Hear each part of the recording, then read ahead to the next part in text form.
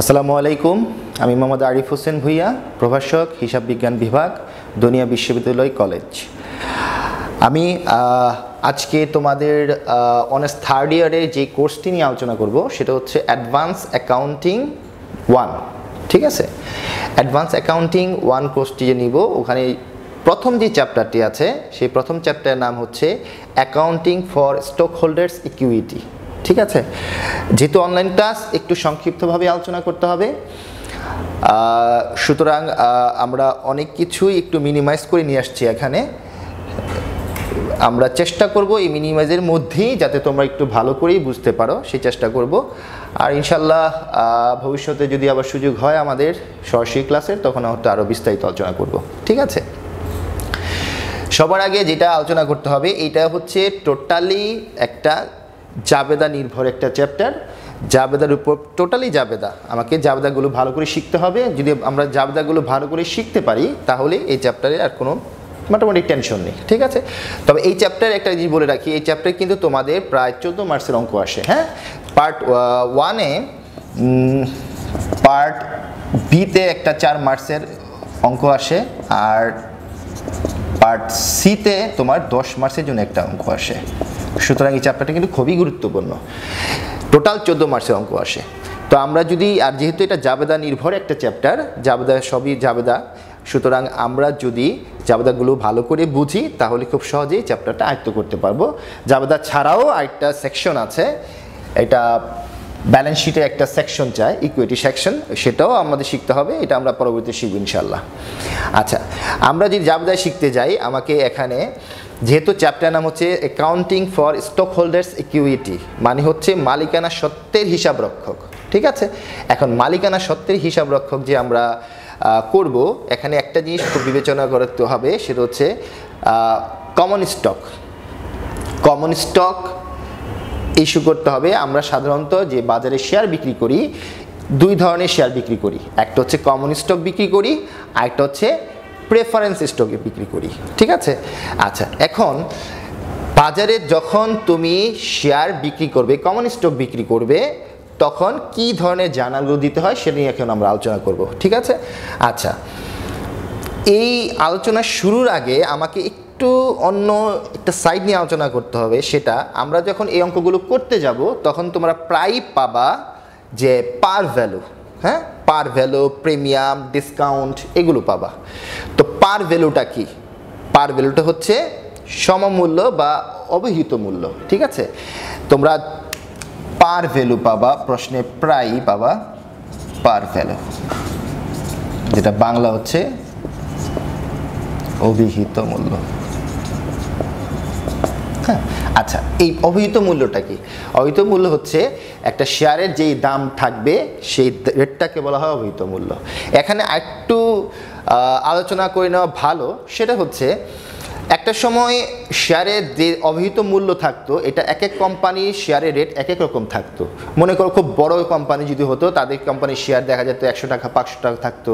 Medium সাইজে হলো তার একটু কম থাকতো। ছোট সাইজে যদি আমার প্রতিষ্ঠান থাকতো একটু কম হতো।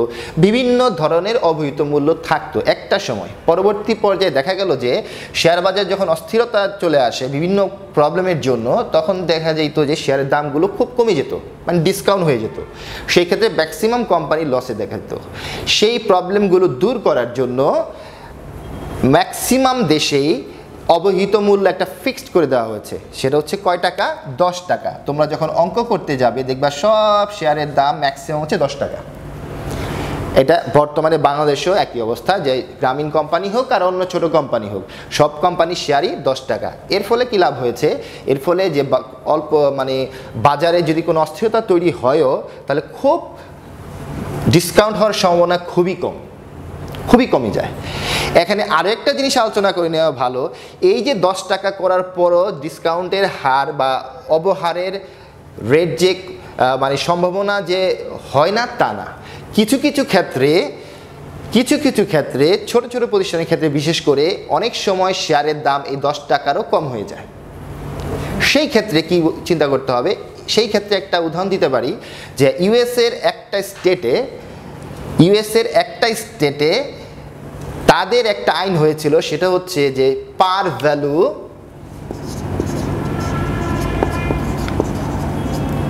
জিরো করে দিছে, কোনো পার ভ্যালু নাই, কোনো পার ভ্যালু নেই। ঠিক আছে, এখন সব ম্যাক্সিমাম দেশেই পার ভ্যালু 10 টাকা করে আছে প্রত্যেকটা কোম্পানির শেয়ার, কিন্তু একটা আইন আছে ইউএস এর একটা স্টেটে, সেটা হচ্ছে par value zero. That means শেয়ারে কোনো পার ভ্যালু নেই, বাজারে শেয়ার যাবে যেই রেটে যত বিক্রি হোক সেটা শেয়ারের উপরে বাজারের উপর ডিপেন্ড করবে। এর ফলে হয় কি ডিসকাউন্ট হওয়ার সম্ভাবনাটা কমে যায়, বুঝতে পেরেছি। তারপরও কোম্পানি যখন হিসাব যদি পার ভ্যালু জিরো হয়, জিরো হলেও কোম্পানি যখন তাদের হিসাব রেকর্ড করতে যায় তখন একটু প্রবলেম হয়। সেই ক্ষেত্রে কোম্পানি কি করে, তাদের হিসাবের খাতিরে শেয়ারের একটা দাম ধরে নেয়। সে মনে করো শেয়ারের পার ভ্যালু ধরে নিল 2 টাকা, এটা কিন্তু কোম্পানি তার হিসাবের স্বার্থে ধরে নেয়। এই 2 টাকা যে ধরে নেয়, এই 2 টাকা ধরার একটা দাম আছে, যদি ধরে নেয় সেটাকে বলা হয় স্টেটেড ভ্যালু। ঠিক আছে, মনে রাখতে হবে। তাহলে আমি আবার একটু প্রিভিউতে যাই।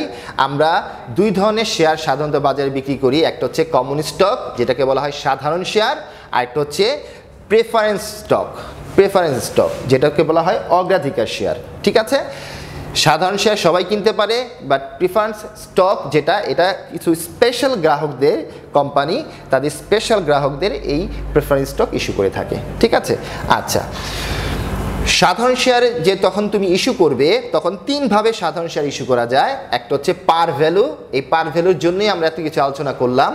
একটা হচ্ছে অধিহারে বা প্রিমিয়ামে, আরেকটা হচ্ছে আর ডিসকাউন্ট মানে অবহারে।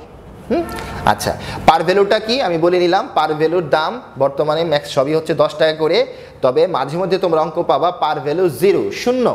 সেই ক্ষেত্রে দেখবা শূন্য হওয়ার পরও কোম্পানি তাদের হিসাবের স্বার্থে একটা মূল্য ধরে নেয়, সেটা 2 টাকা হতে পারে, 4 টাকা হতে পারে, যেটাই ধরে নেয় ওইটাকে বলা হয় তখন স্টেটেড ভ্যালু। একটু তোমাকে খেয়াল রাখতে হবে। ঠিক আছে, এবার আসো আমরা একটু জার্নাল নিয়ে ডিসকাশন করি। যদি আমরা পার ভ্যালু মানে সমমূল্যেই যদি মানে 10 টাকার শেয়ার যদি আমি 10 টাকায় বিক্রি করি, তাহলে জার্নাল কি হবে, cash debit, common stock, credit. কি বিক্রি করছি আমরা, কমন স্টক বিক্রি করছি, কমন স্টক ক্রেডিট, খুবই নর্মাল জার্নাল। আচ্ছা, আমি যদি প্রিমিয়ামে বিক্রি করি বা অধিহারে বিক্রি করি, তাহলে আমার এই জাবাদার সাথে একটা জাবাদা বাড়বে, সেটা হচ্ছে এটা। দেখো ক্যাশ ডেবিট ঠিকই আছে, কমন স্টক ক্রেডিট ঠিকই আছে, শুধু যে অধিহার যেই টাকায় বেশি বিক্রি করব সেটা হচ্ছে paid in capital in excess of stated value.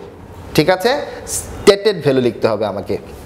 আচ্ছা, এখন অধিহারটা কি সেটা আমরা জানি, সেটা হচ্ছে যে 10 টাকার শেয়ার যদি আমরা 12 টাকায় বিক্রি করি, তাহলে যে 2 টাকা অতিরিক্ত হলো এটাই কিন্তু অধিহার বা প্রিমিয়াম।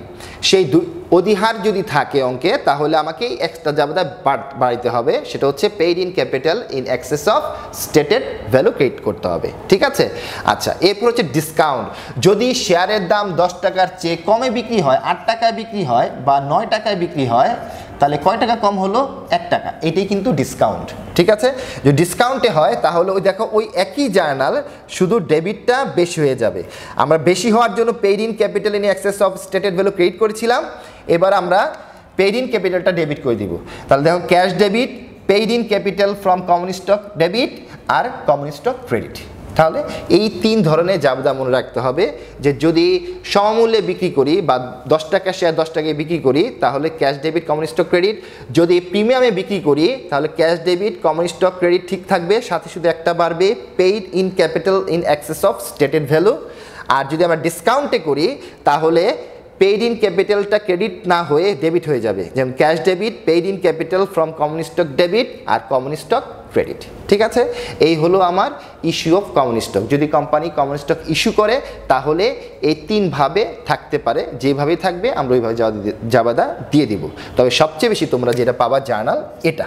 ঠিক আছে, প্রিমিয়ামে, একটু মাথায় রেখে দিও।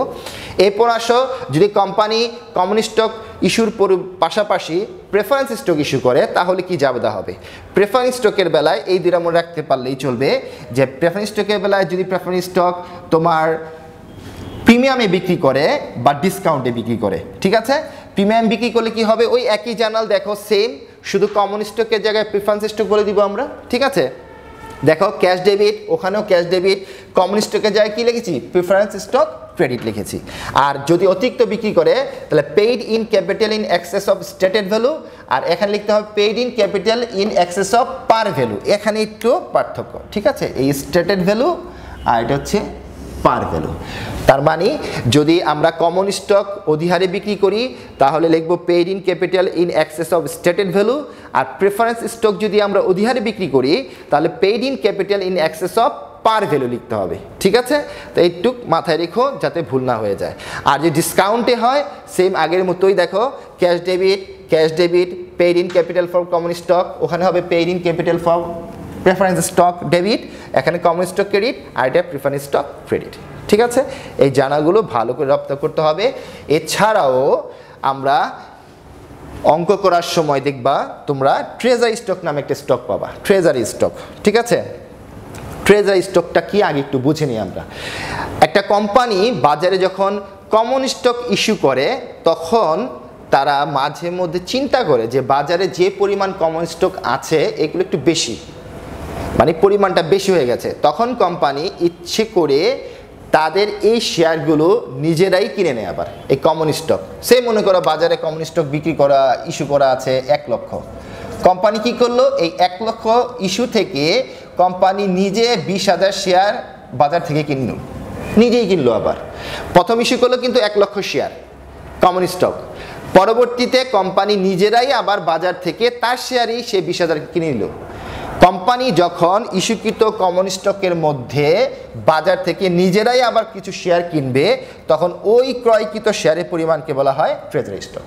ঠিক আছে, তাহলে এই ট্রেজারি স্টক যদি কোম্পানি কিনে তাহলে জার্নাল কি হবে? যদি পারচেজ অফ ট্রেজারি স্টক যদি হয় তাহলে জার্নাল হবে treasury stock debit cash credit, কারণ কোম্পানি বাজার থেকে নগদ টাকা দিয়ে কিনতে হচ্ছে। ঠিক আছে, treasury stock debit cash credit. আচ্ছা, এই ট্রেজারি স্টক কেনার পর কোম্পানি আবার ইচ্ছে করলে সেই ট্রেজারি স্টক বাজারে আবার বিক্রিও করে দিতে পারবে। যদি কোম্পানি সেই ট্রেজারি ক্রয়কৃত ট্রেজারি স্টক যদি আবার বাজারে বিক্রি করে দেয় তাহলে কি জার্নাল হবে?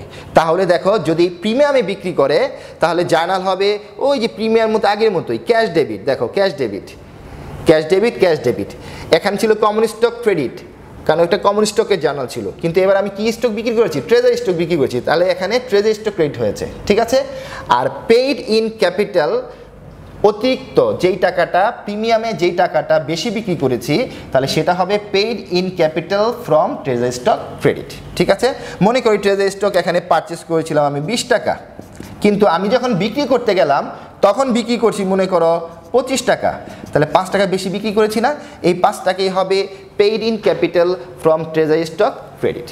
ঠিক আছে, আর যে ডিসকাউন্টে বিক্রি করি ওই আগের মতোই journal cash debit paid in capital from treasury stock. এবার ডেবিট, দেখো বেশি প্রিমিয়ামে বিক্রি করার ফলে পেইড ইন ক্যাপিটাল হয়ে গেছে ক্রেডিট, আর ডিসকাউন্টে বিক্রি করলে paid in capital from treasury stock debit হয়েছে। ঠিক আছে, তাহলে cash debit paid in capital from treasury stock debit আর ট্রেজারি স্টক ক্রেডিট। ঠিক আছে, এই হচ্ছে ট্রেজারি স্টকের জার্নাল। এবার আসো, যেহেতু এটা শেয়ার রিলেটেড জাবেদা, শেয়ার যদি বিক্রি করো অবশ্যই ডিভিডেন্ড দিতে হবে, তাই না? তার ডিভিডেন্ডে একটা প্রসঙ্গ কিন্তু চলেই আসে, তো মাঝে মধ্যে তোমাকে ডিভিডেন্ডেও জার্নাল চায়। তো তার আগে আমি একটু জেনে নিই এখানে যে ডিভিডেন্ড অ্যাকচুয়ালি কিন্তু 4 ধরনের ডিভিডেন্ড হয়। সেটা হচ্ছে কি, একটা হচ্ছে ক্যাশ ডিভিডেন্ড, একটা হচ্ছে স্টক ডিভিডেন্ড, একটা হচ্ছে প্রপার্টি ডিভিডেন্ড, আর একটা হচ্ছে লিকুইডেটিং ডিভিডেন্ড। এই 4 ধরনের ডিভিডেন্ড হয়। তবে তোমরা প্রশ্নে এই 2 ধরনের ডিভিডেন্ডের জার্নাল পাবা, ওই 2 ধরনের ডিভিডেন্ডের জার্নাল সাধারণত থাকে না। ঠিক আছে, তাহলে ক্যাশ ডিভিডেন্ড এবং স্টক ডিভিডেন্ড। ক্যাশ ডিভিডেন্ড তোমরা বোঝো, যদি কোম্পানি তোমাকে নগদ টাকা দেয় লভ্যাংশ হিসাবে দেয় সেটাকে ক্যাশ ডিভিডেন্ড বলা হয়। কোম্পানি যদি নগদ টাকার পরিবর্তে তোমাকে স্টক দেয়, শেয়ার দেয়, তাহলে সেটা হচ্ছে স্টক ডিভিডেন্ড। কোম্পানি যদি নগদ টাকার পরিবর্তে তোমাকে কোনো সম্পদ দেয় লভ্যাংশ হিসাবে সেটা প্রপার্টি ডিভিডেন্ড। আর লিকুইডেটিং ডিভিডেন্ডটা হচ্ছে তোমার, এটা হচ্ছে পরিশোধিত যে মূলধন থাকে কোম্পানি, সেই পরিশোধিত মূলধনের উপর বেস করে তোমাকে এই ডিভিডেন্ডটা দেওয়া হয়। ঠিক আছে, আচ্ছা তাহলে যদি কোম্পানি ক্যাশ ডিভিডেন্ড দেয় তাহলে কি জার্নাল হয় আমরা দেখব, কারণ আমরা বলেছি জাবেদার মধ্যে তোমরা এই 2টা ডিভিডেন্ড জার্নাল সবচেয়ে বেশি পাবা। ঠিক আছে, ক্যাশ ডিভিডেন্ডের জন্য কি জাবেদা হয়, আর যদি কোম্পানি স্টক ডিভিডেন্ড দেয় তাহলে কি জার্নাল হয়। তাহলে ক্যাশ ডিভিডেন্ড যদি দেয় তাহলে ক্যাশ ডিভিডেন্ড দেওয়ার আগে কোম্পানি কিন্তু আগে একটা ডিক্লেয়ার করে যে আমরা আগামী বছর, যেমন এটা হচ্ছে 2020 সাল, কোম্পানি ডিক্লেয়ার করলো আমরা 2021 সালে জানুয়ারি মাসে তোমাদের ক্যাশ ডিভিডেন্ড দিব। তাহলে এই যে ডিক্লেয়ার করলো, ডিক্লেয়ারের সময় একটা জার্নাল দিতে হয়। ডিক্লেয়ারের সময় কি জার্নাল দিতে হয়, এখানে লেখা আছে দেখো ক্যাশ ডিভিডেন্ড ডিক্লেয়ার্ড, যদি হয় তাহলে রিটেইনড আর্নিংস ডেবিট আর ডিভিডেন্ড পেবল ক্রেডিট এই জার্নালটা দিতে হবে, ঠিক আছে। আর যখন কোম্পানি এই ডিভিডেন্ডটা পেইড করে ওই ডেটে যে জার্নাল দিতে হবে dividend payable debit cash credit, ঠিক আছে। তাহলে ডিভিডেন্ড পেবলটা এখানে দায় হিসাবে ক্রিয়েট করলাম, আর পরিশোধের সময় ডিভিডেন্ড পেবলটা দায় হিসাবে কমলো বিধায় ডেবিট করলাম, dividend payable debit cash credit. এরপরে আসো স্টক ডিভিডেন্ড ডিক্লেয়ার। কোম্পানি যদি ক্যাশ ডিভিডেন্ড না দিয়ে স্টক ডিভিডেন্ড দেয় সেই ক্ষেত্রেও তাকে ডিক্লেয়ার করতে হবে যে আমি আগামী বছর অমুক তারিখে আমি স্টক ডিভিডেন্ড দিব।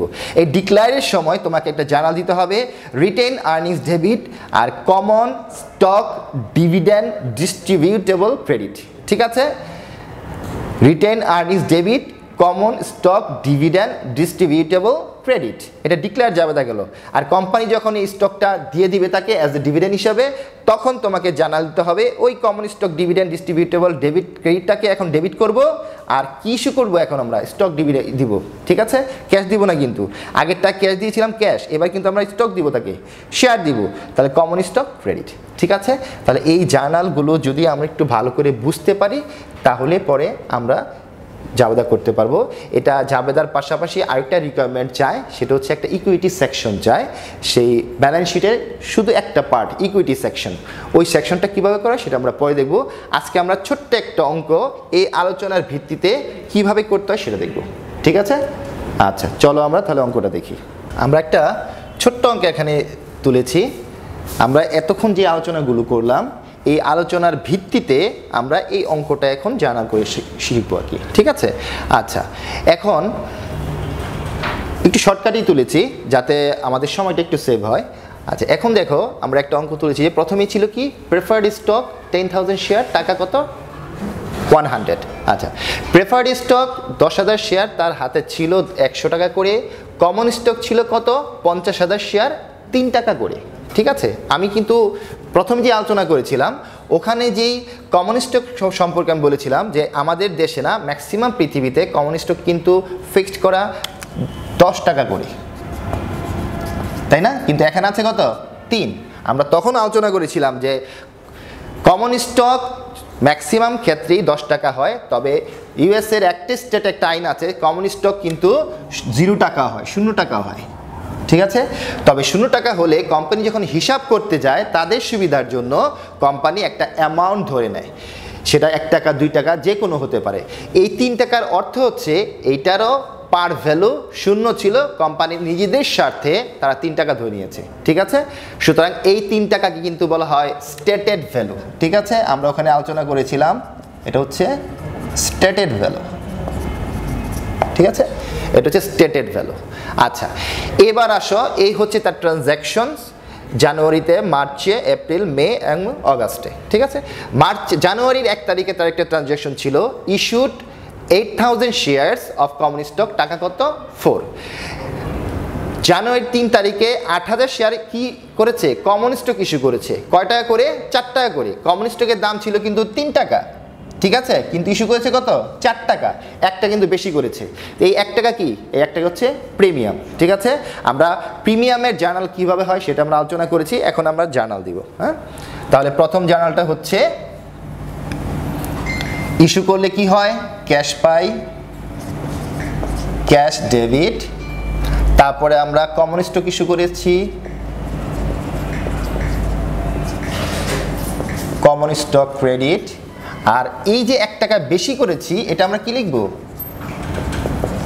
Paid in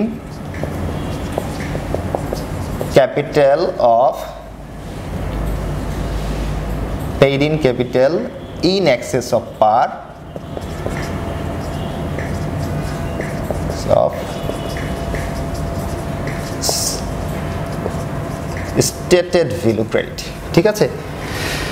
paid in capital in excess of stated value. Stated value কেন লিখেছি, কারণ এই শেয়ারের দাম কিন্তু 10 টাকা না 3 টাকা, তার মানে হচ্ছে এই শেয়ারের পার ভ্যালু ছিল 0 টাকা, কোম্পানি তার হিসাবের স্বার্থে ধরেছিল 3 টাকা, সুতরাং এটা স্টেটেড ভ্যালু। এই জন্য আমরা লিখবো paid in capital in excess of stated value, সেটা কোন টাকা অতিরিক্ত যে অর্থ। আচ্ছা আমি কয় টাকা করে শেয়ার বিক্রি করেছিলাম 4 টাকা করে, কত শেয়ার 8,000 শেয়ার। আমরা যদি 8,000 শেয়ারকে 4 টাকা গুণ করি তাহলে আসে কত 32,000 টাকা, ঠিক আছে 32,000 টাকা।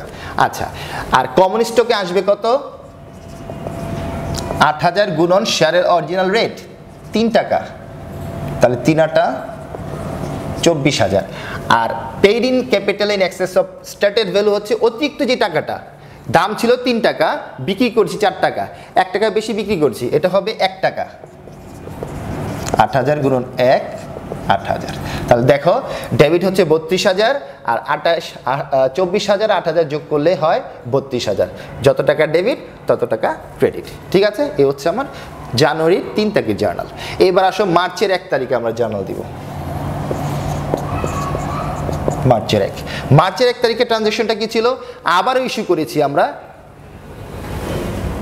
আবারও ইস্যু করেছি কত শেয়ার? এবার 5,000 শেয়ার, তবে কমন স্টক না, এবার করেছি আমরা preferred stock.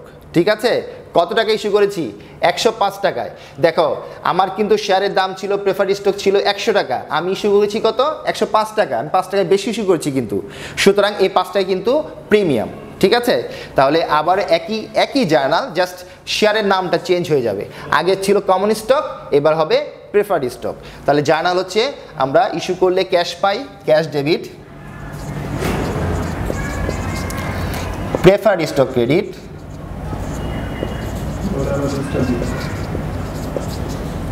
Preferred stock credit,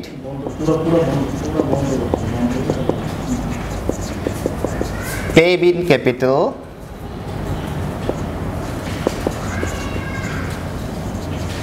in excess of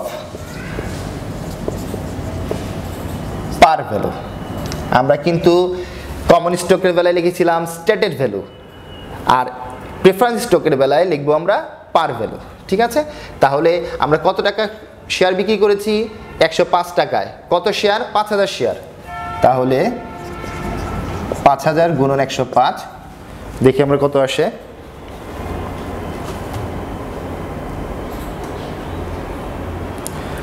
5,25,000 টাকা।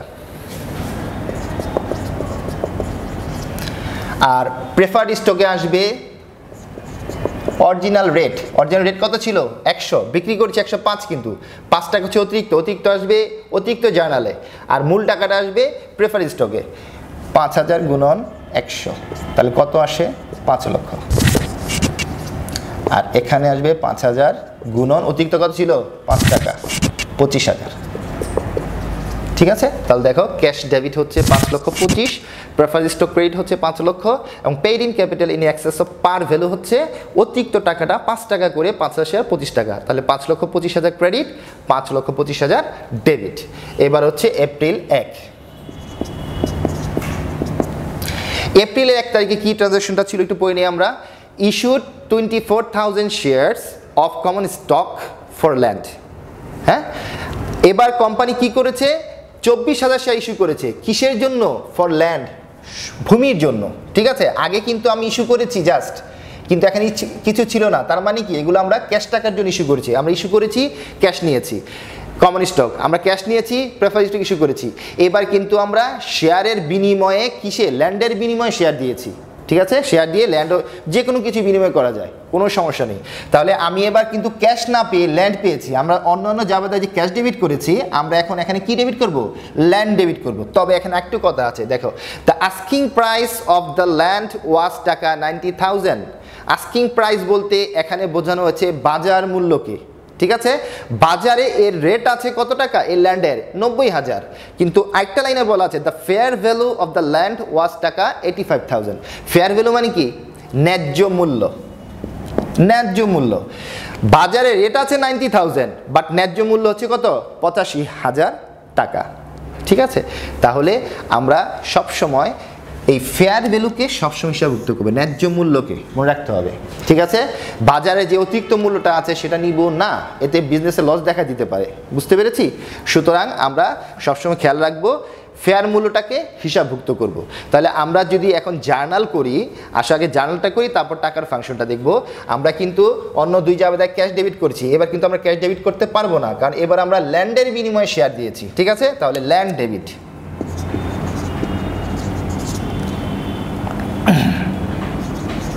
ল্যান্ড ডেবিট কি দিয়েছি বিনিময়ে? Common stock, common stock credit.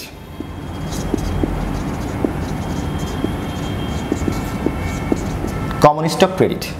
আচ্ছা, আমরা বলেছি ফেয়ার ভ্যালু সবসময় হিসাবভুক্ত করব, ল্যান্ডের দাম ধরবো 90 না, কত 85,000।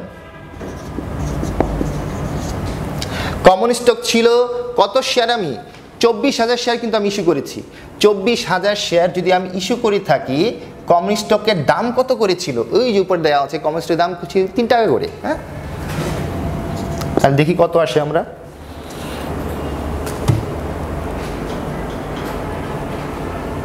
$72,000 টাকা। তাইলে আমরা কিন্তু 72,000 টাকা মূল্যের শেয়ার দিয়েছি, বিনিময়ে ল্যান্ডটা নিয়েছি কত টাকার, 85,000 টাকার। আমরাও কি অতিরিক্ত নিয়েছি না? হ্যাঁ, তাহলে এই যে অতিরিক্ত নিয়েছি, এই অতিরিক্ত টাকাটা হচ্ছে 13,000। এই 13,000 টাকা কি paid in capital in excess of par value, যেহেতু কমন স্টক এখানে বলতে হবে স্টেটেড ভ্যালু। পার ভ্যালু হচ্ছে প্রেফারেন্স স্টকের বেলায়, আর স্টেটেড ভ্যালু হচ্ছে কমন স্টকের বেলায়। তাহলে আমরা এখন লিখব paid in capital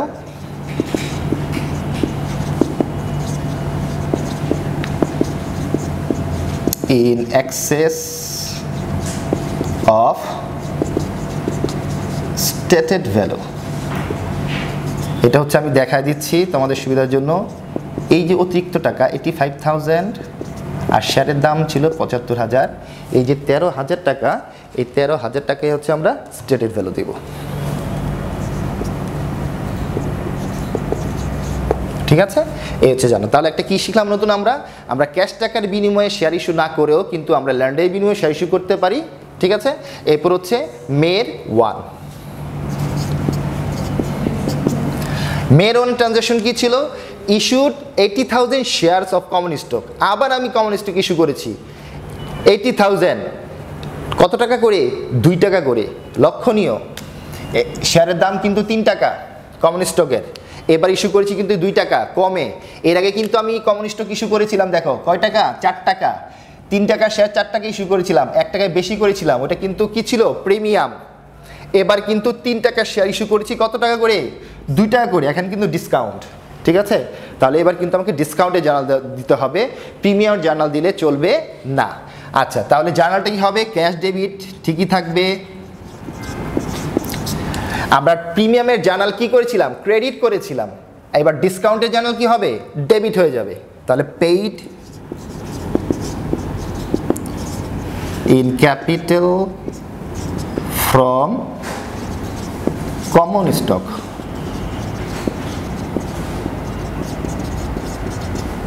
common stock debit, আর ক্রেডিট হচ্ছে কমন স্টক।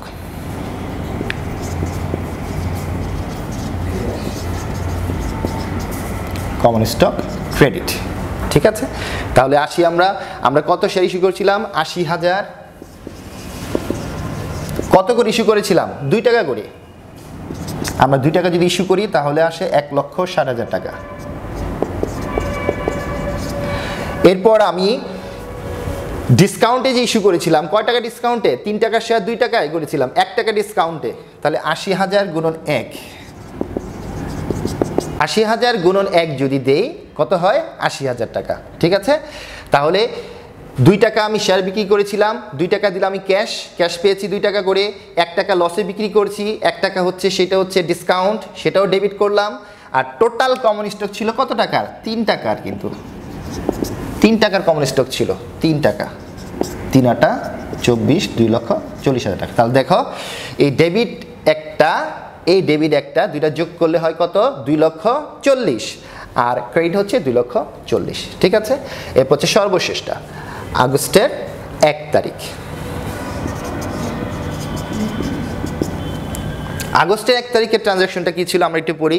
ইস্যুড 10,000 শেয়ারস, আবার আমি 10,000 শেয়ার ইস্যু করেছি, কি সেটা, common stock, to attorney in payment, হ্যাঁ অ্যাটর্নিকে, in payment of their bills of টাকা 30,000 for service provided in helping the company organise. এটা হচ্ছে যে তোমার কোম্পানিটা অর্গানাইজ করার জন্য, হ্যাঁ, আইনি পেশার সাথে জড়িত একজনকে পেমেন্ট করেছো কত টাকা, 30,000 টাকা। তবে 30,000 টাকা মূল্য, বাট শেয়ার দিয়েছো কত, 10,000 টাকা। 10,000 শেয়ার দিয়েছো তাকে টোটাল পেমেন্ট হচ্ছে কত, 30,000, ঠিক আছে? কিসের জন্য? অর্গানাইজের জন্য, in helping the company organise, কাকে? অ্যাটর্নিকে, ঠিক আছে? তাহলে আমি যেহেতু কোম্পানি অর্গানাইজারের জন্য এই শেয়ারটা দিয়েছি তাকে, সুতরাং এটা হচ্ছে অর্গানাইজেশন এক্সপেন্স ডেবিট।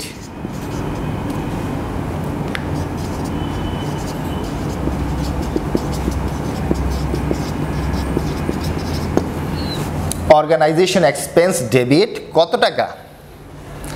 কত টাকা দিয়েছি আমরা? 30,000 টাকা। 30,000 টাকা।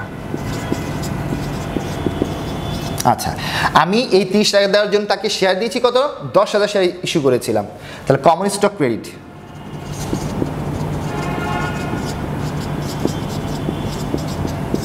আমি 10,000 শেয়ার কিন্তু ইস্যু করেছিলাম। শেয়ারের দাম কত করেছিল? 3 টাকা। এখানে একটু টেকনিক্যাল সমস্যা হয়েছে, আমাকে এখন একটু বাড়াইতে হবে। এখানে 30-40,000 দিলে হবে না, একটু বাড়াইতে হবে। 30,000 দিলে হবে না, 40,000 করতে হবে। হ্যাঁ, আমরা এখানে 40,000 দিলাম। আচ্ছা, তাহলে আমি অর্গানাইজেশনের কোম্পানি অর্গানাইজারের জন্য আমি অ্যাটর্নিকে দিয়েছি, বিল পেমেন্ট করেছি কত? 40,000 টাকা। এই জন্য আমরা অর্গানাইজেশন এক্সপেন্স ধরলাম 40,000 টাকা। আমি এই জন্য তাকে শেয়ার দিয়েছি কত? 10,000 শেয়ার দিয়েছি। 10,000 কমন স্টক দিয়েছি। 10,000 কমন স্টকের দাম কত? 10,000 কমন স্টক কিন্তু 3 টাকা করে, তাহলে 10,000 গুণন 3 কত হলো? 30,000 টাকা। তাহলে আমি কিন্তু 10,000 টাকা বেশি, এই বেশি দিয়ে, এই বেশিটা কি? পেইড ইন ক্যাপিটাল,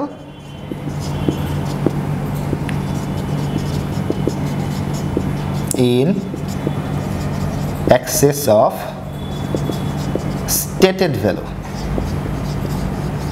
credit কত টাকা? 10,000 টাকা। এই 40,000 মাইনাস 30,000, ঠিক আছে?